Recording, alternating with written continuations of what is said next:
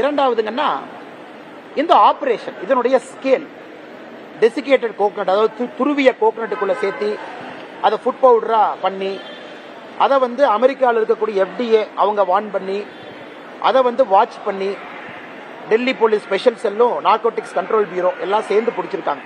அப்ப எந்த அளவுக்கு இந்த ஸ்கேலை யோசிச்சு பாருங்க. மூன்றாவது, சமீபத்தில் போர்பந்தர் பக்கத்தில் பிடிபட்ட இன்டர்நேஷனல் படகு 4 பாகிஸ்தானியர்கள், அது ஈரான்ல இருந்து சப்பர் போர்ட்ல இருந்து வருது.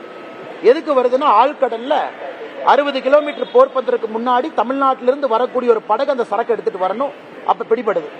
அதனால் இதெல்லாம் வைத்து பார்க்கும் பொழுது தமிழக அரசு இன்னும் அக்கறையோடு வேகமாக எல்லா மக்களையும் ஒருங்கிணைத்து பள்ளி கல்வித்துறை, கல்லூரிகள், குறிப்பா கல்லூரியினுடைய முதல்வர்கள், ஓனர் எல்லாரும், ரோட்டரி லைன்ஸ் கிளப்பினுடைய தலைவர்கள் எல்லோரையும் ஒருங்கிணைத்து இது ஒரு சமுதாய இயக்கமாக மாற்ற வேண்டும். ஏன் அன்பில் மகேஷ் பொய்யாமொழிட்ட போய் போட்டோ எடுக்கிறாருன்னு அவர் டீச்சர் என்ன நினைப்பாங்க?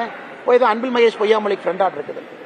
இந்த ஜாஃபர் சேதிக் என்கின்ற மனிதன் எல்லா பக்கம் ஊடுருவி இருக்கும் பொழுது ஒரு ஜேர்னலிஸ்டுக்கு சந்தேகம் வராதேனா?